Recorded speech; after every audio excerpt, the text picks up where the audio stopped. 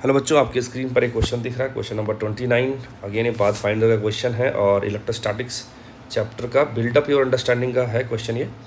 तो क्वेश्चन आप एक बार पॉज करके पढ़ सकते हैं। मैं आपको क्वेश्चन में जो डायग्राम दे रखा है उसको समझाता हूँ तो पूरा क्वेश्चन एक्सप्लेन हो जाएगा।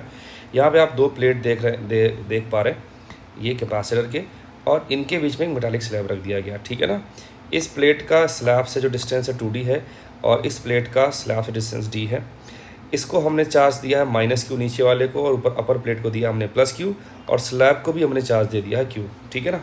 ऐसा बोलता है कि जब हम ये स्विच ऑन करेंगे तो जो है फाइनल कितना चार्ज जो है प्लेट्स पे आ जाएगा, या कितना चार्ज प्लेट से अर्थ को गया, या कितना चार्ज अर्थ से फ्लो करके जो है प्लेट पे आया। तो बेसिकली आपसे find amount of charge that pass through the switches, यही पूछा है।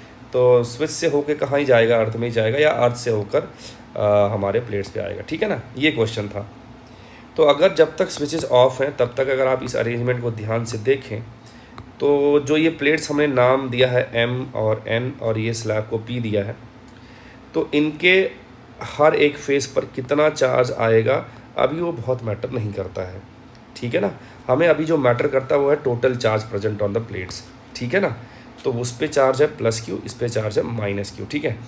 अब जब हमने इसको स्विच ऑन करा है तो बेसिकली हमने अर्थिंग कर दी है इन दोनों का एक साथ, M और N का, ठीक। और उसके बाद हमने एक चीज़ ये ऑब्ज़र्व करा कि ये M और स्लैब के बीच का जो स्पेस है ये कैपेसिटर बना रहा है, और ये जो स्लैब और N के बीच का स्पेस है या रीजन है, सिस्टम है, ये भी एक कैपेसिटर बन रहा है।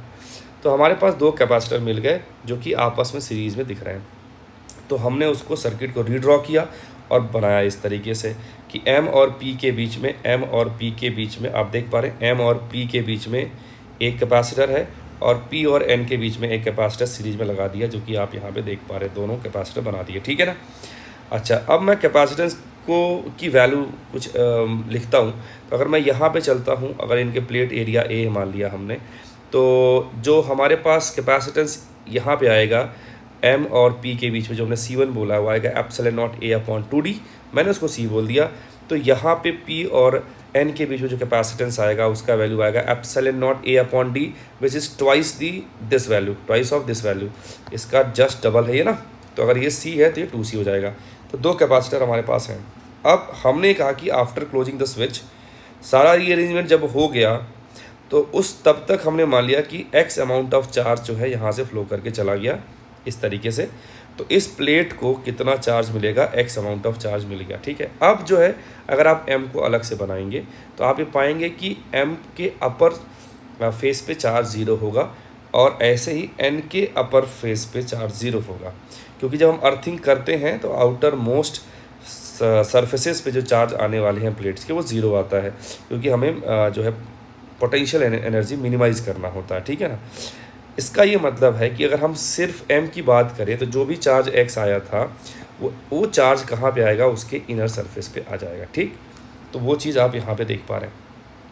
अब इस P वाले सरफेस पे, P के यहाँ पे अगर आप देखेंगे तो P का अपर सरफेस हो जाएगा, और यहाँ पे देखेंगे तो कैपेसिटर में जो है ये वाला जो प्लेट है उसके इनर फेस पे जो चार्ज आएगा वो -x के बराबर आएगा।